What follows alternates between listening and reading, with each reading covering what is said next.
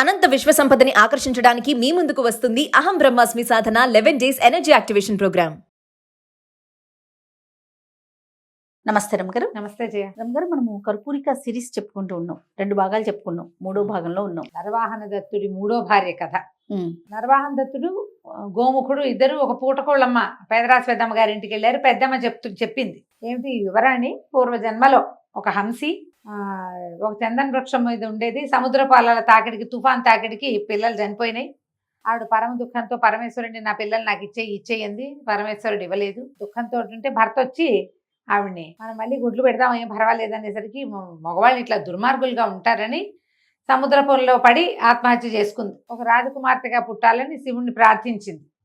ఆవిడ ఈ రాజకుమార్తెగా పుట్టింది. పూర్వజన్మ స్మృతి ఉంది కాబట్టి మగవాళ్ళు దుర్మార్గులు కాబట్టి నేను పెళ్లి చేసుకోను అంటోంది యువరాణి. అనేసరికల్లా ఆ మాటలు వినంగానే ఈయన ఆశ్చర్యపోయాడు దత్తుడు. అయితే ఇంకా యువరాణికి పెళ్లి కానట్టేనావా అన్నాడు. అనేసరికి ఎందుకు కాదు, యువరాణికి పెళ్ళి అవుతుంది తప్పకుండా. ఆమెకి జోస్యం చెప్పబడింది. మామూలు వాడు కాదు, విద్యాధర రాజు అయ్యేవాడెవడో ఒకడొచ్చి అమ్మాయిని వివాహం చేసుకుంటాడు. వద్దంటోంది ఏదో అనేసరికల్లా వీళ్ళకి నవ్వొచ్చింది ఇద్దరికి. విద్యాధర చక్రవర్తి అవుతాడు నరవాహన దత్తుడు. అతను పుట్టినప్పుడే ఉంది ప్రాఫెసీ, అది చెప్పబడింది కదా. అసలు ఆకాశవాణి చెప్పింది ఆ మాట. వీళ్ళిద్దరూ నవ్వుకున్నారు. అయితే ఆవిడకి అనిపించింది కుర్రవాడు వచ్చినవాడు మామూలుగా లేడు, చాలా ప్రత్యేకమైన స్వరూపం, అందగాడు, ఆజాన్బాహువు, ఏం మాట్లాడినా అన్నీ ఇతనికి తెలుసు అని అర్థమయ్యేలాంటి ఒక కనిపిస్తోంది అతని తీరులో.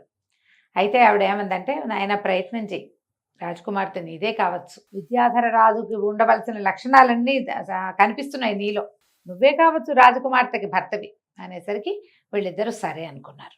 గోముఖుడు దత్తుడు ఇద్దరు మాట్లాడుకుని ఏం చెయ్యాలని మరునాటికి ఒక పథకం ఆలోచించారు. వాళ్ళు ఏం చేశారు, ఇతను ఒక యతి వేషం వేసుకున్నాడు. ముందు రాజకుమారుడి వేషంలో ఉన్నాడు ఇక్కడ ముందు వచ్చినప్పుడు. ఇప్పుడు యతి వేషం అంటే ఏమిటి, కాషాయ వస్త్రాలు, జుట్టు కొంచెం పైకి ముడి, దండక మండలాలు, భుజాన ఒక వేలాడుతూ ఒక సంచి, యతీశ్వర్ల వేషం వేసుకున్నాడు. యతీశ్వర్ల వేషం వేసుకుని అతని వెనకాల గోముఖుడు నడిచొస్తూ రాజప్రాసాదం దగ్గరికి రాగానే హంసి హంసి అని పెద్దగా అరుస్తూ ఏడుస్తూ గుండెలు బాదుకోవటం మొదలుపెట్టాడు.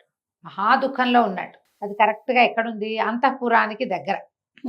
ఈ పెద్ద ఇంత ఎత్తు మనిషి, కాషాయ వస్త్రాలు, మామూలుగానే అతను చాలా అందమైన వాడు, ఈ బట్టలతోటి ఇంకా అతను అందం ద్విగుణీకృతం అయిపోయినట్టుంది. అంతవాడు గుండెలు బాదుకుని ఏడుస్తుంటే ప్రజలంతా చేరరు.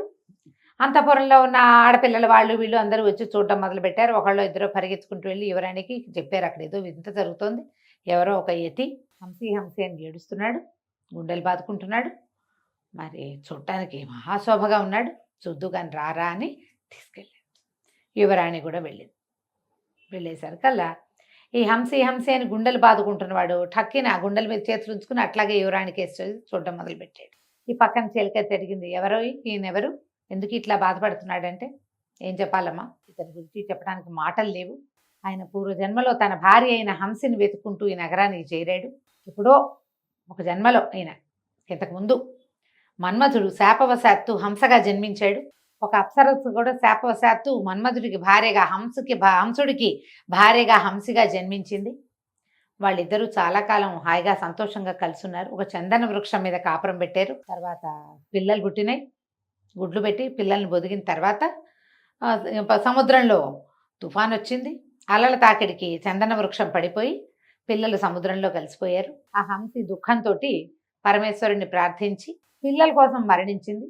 తన భార్య కోసం హంసుడు కూడా మరణించి తన భార్యని తనకి వచ్చే జన్మలో ఆమె ఎలా పుడుతుందో అనురూపమైన వాడిగా తనని జన్మింపజేయమని, ఆమెను తనకి దక్కించమని కోరుకున్నాడు. ఇప్పుడు తన కోరిక ప్రకారము యువరాజుగా కౌశాంబి నగరానికి యువరాజుగా జన్మించాడు. కౌశాంబికి రాజు. ఈయన పుట్టగానే ఇతను విద్యాధర చక్రవర్తి అవుతాడని అశరీరవాణి చెప్పింది. దానికి తగ్గట్టుగానే అలాగే పెరిగాడు. వత్సరాజు లోకోత్తర చరిత్ర కలిగిన వాడు ఇతని తండ్రి. చాలా విశేషంగా పెరిగి పెద్దవాడయ్యాడు. మదన మంచుక అనే అమ్మాయిని వివాహం చేసుకున్నాడు. విద్యాధర అయినటువంటి ఒక రత్నావళి కూడా ఇతన్ని ప్రేమించి పెళ్లి చేసుకుంది. రత్నప్రభ కూడా. 2 భార్యలు ఉన్నారు. కానీ అతను తన హంసిని మరవలేదు, ఎప్పుడు జ్ఞాపకం చేసుకుంటూ ఉండేవాడు. ఒకనాడు మేము అడవికి వెళ్ళాం. వెళ్ళేసరికి అడవిలో ఒక తాపసి ఎదురుపడింది. అప్పుడు చెప్పింది అసలు సంగతి అన్నాడు. ఈ చెలికత్తలందరూ కథ వింటున్నారు. ఇప్పుడు ఈగర్గా వినరు, కథ చెప్తుంటే ఉత్సాహంగా విని ఏం చెప్పింది తాపసి ఏం చెప్పింది అన్నారు. ఏం చెప్పింది అంటమ్మా, ఈ కర్పూర ద్వీపానికి రాజుగారికి కూతురుగా హంసి పుట్టిందని, ఆమె పేరు కర్పూరిక అని, ఆమె తన భర్త కోసమే వివాహం మానుకుని ఉన్నదని చెప్పింది. అప్పటి నుంచి ఈయన ఇలా ఎత్తైపోయాడు. మరి ఇక్కడికి వెళ్ళిపోయి నా హంసి నాకు కావాలని లాక్కొచ్చాడు నన్ను. నేను ఇక్కడ దాకా వచ్చేసరికల్లా ఇక్కడే తన భార్య ఉంటుందని ఆయన తెలుసుకున్నాడు. అందుకని దుఃఖం పట్టలేక ఏడుస్తున్నాడు. ఎంత కథ చెప్పాడు. చెప్పేసరికల్లా ఈ అబ్బాయి ఏంది ఏకంగా ఆవిడ కంట్లోకి చూస్తున్నాడు దత్తుడు. ఆ అమ్మాయి కూడా మొహం తిప్పల కథ అంతా వింటుందా. అంటే ఇతను పూర్వజన్మలో తన భర్త తనను గుర్తుపెట్టుకున్నాడు. ఏమనిపించింది, నేను ఆ జన్మలో ఏమనుకున్నాను, భర్త దుర్మార్గుడు అనిపించింది. సంతానం కోసం స్త్రీవాంఛతోటి ఇతను ఈ పని చేస్తున్నాడు. నేను పిల్లల కోసం ఏడ్చి అలమటించిపోతుంటే నా మీద జాలి పడలేదు. మనం మళ్ళీ గూడు కట్టుకుని గుడ్లు పెడదాన్ని రమ్మన్నాడు. దుర్మార్గుడు, దౌర్భాగ్యుడు, మగబుద్ధి అని నేను ఆత్మహత్య చేసుకున్నాను. కానీ ఇతను నా వెనకాలే ప్రాణత్యాగం చేశాడు. ఈవిడ సముద్రంలో పడిపోయింది హంసి. హంసుడు కూడా సముద్రంలోనే పడిపోయాడు. పైగా తన భార్య ఎలా పుడుతుందో అనురూపంగా నన్ను పుట్టింపజేయమని అడిగాడు భగవంతుడు. భగవంతుడు ఇతని కోరికని ఒప్పుకున్నాడంటే ఏమిటి అర్థం, వీడు సరైన వాడని కదా. అంతేగా. అమ్మాయి ఆవిడ కరిగి నీరే ప్రవహించేసింది. ఈ గోముఖుడు అన్నాడు, ప్రభు అట్లా చూడకూడదు, యువరాణి ఆమె కేసు చూస్తున్నారు మీరు అనేసరికల్లా ఆ యువరాణి అంది, తప్పేముంది, నా భర్త నన్ను చూడడంలో ఏ తప్పు లేదు. ఓహో, నేను వీరి భార్యని, ఆయన నా కేసు చూడొచ్చని ఎవరక్కడానికి కేకేస్తుంది. వాళ్ళంతమంది వచ్చారు సైనికులు, వాళ్ళు వీళ్ళు రాగానే వీళ్ళకి మంచి ఏర్పాట్లు చేయండి, స్నానం సంధ్యాతులు చూడండి అని చెప్పి అప్పచెప్పేసరికి సరే తీసుకుపోయారు. యువరాజుని ఆయన స్నేహితుడిని నరవాహన దత్తుడిని గోముఖుడిని రాజాస్థానం లోపలికి తీసుకుపోయి ఓ భవనం కేటాయించి స్నానం సంధ్యాతులకు అరేంజ్ చేశారు. అన్ని ఏర్పాట్లన్నీ చేశారు. సరే ఈవిడేం చేసింది, తండ్రి గారు ఖాళీగా ఉన్నారేమో కనుక్కోమని కబురు చేసింది. ఆయన ఎప్పుడెప్పుడు కూతురు రమ్మంటుందా అని చూస్తున్నాడు. సరే పిలిస్తే వెళ్ళింది. అప్పుడు ఆమె చెప్పింది, నా తండ్రి నేను నీకు ఒక కథ చెప్పాను కదా, పూర్వజన్మలో నేను హంసినని, నా భర్త దౌష్ట్యం వల్ల నేను ఆత్మహత్య చేసుకున్నానని, నా భర్త నా కోసం జన్మించాడు, అతనే నన్ను వెతుకుంటూ వచ్చాడు, నాకు అతనితో వివాహం చేయండి అనగానే రాజుగారు ఆశ్చర్యపోయాడు. ఎవరు ఏమిటి అన్నీ కనుక్కున్నాడు. కౌశాంబి యువరాజు, అతనికి ఆల్రెడీ చాలా పేరుంది. వత్సరాజు చాలా గొప్ప పేరు కలిగిన రాజు. ఆయన వివాహాలు అన్నీ ప్రత్యేకమైనవే కదా. ఈయనకు విద్యాధర చక్రవర్తి కాబోతాడని విని, మా అమ్మాయికి ఇట్లాగే విద్యాధర చక్రవర్తి కాబోయేవాడే వివాహం చేసుకుంటాడని ఉన్నది. మేము అమ్మాయిని పెళ్లి కోసం అడిగితే అమ్మాయి ఏమో ఈ మాటలు చెప్పింది. ఇదంతా ఎట్లా సానుకూల పడుతుందా అని చాలా బెంగపెట్టుకుని ఉన్నాను నాయన. సమయానికి ఎదురొచ్చావు, కలిసి వచ్చే కాలానికి నడిచొచ్చే కొడుకులాగా నువ్వే వరుడివే నడిచొచ్చావు, తప్పకుండా వివాహం చేస్తానని చెప్పి చక్కగా విశేషంగా పందిళ్ళు వేయించి పెద్దగా భోరణ వాయిద్యాలతోటి చక్కగా వివాహం చేశారు. భార్య భర్త పూర్వజన్మ సంగతులు కూడా కొన్ని మాట్లాడుకున్నారు. ఏముంది కథ అల్లటానికి. అవతల వాళ్ళు మొదలు పెడితే మన వాళ్ళు చుక్కలు పెట్టారనుకో, మనం ముగ్గులు వేసేయచ్చు.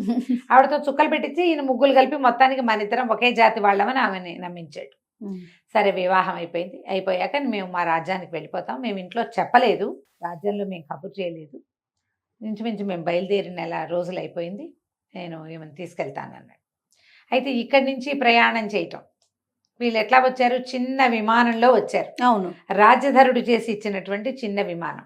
ఇతను ఏమన్నాడంటే, ఒక స్నేహితుడు ఉన్నాడు, అతను విమానాలు తయారు చేస్తాడు, నేను అతని దగ్గరికి వెళ్ళి ఒక పెద్ద విమానం తయారు చేయించి పట్టుకొస్తా. ఇది ఎందుకంటే ద్వీపం, ఇక్కడి నుంచి ప్రయాణం సంవత్సరంన్నర పడుతుంది, విమానంలో వెళ్తే తొందరగా వెళ్ళిపోతాం అనేసరికల్లా ఈ అమ్మాయింది, ఎందుకు అట్లా, మన దగ్గరే విమానాలు తయారు చేసేవాడు ఉన్నాడు, మన దగ్గర ఒక బ్రహ్మాండ నాయకుడు ఉన్నాడు, నేను అతన్ని పిలుస్తానంది. ఈవిడ ఏ బ్రహ్మాండ నాయకుడిని పిలిచిందో, వాళ్ళు ఎలా కౌశాంబికి చేరారో మనం వచ్చే భాగంలో తెలుసుకుందాం. తప్పకుండా. నమస్తే. నమస్తే.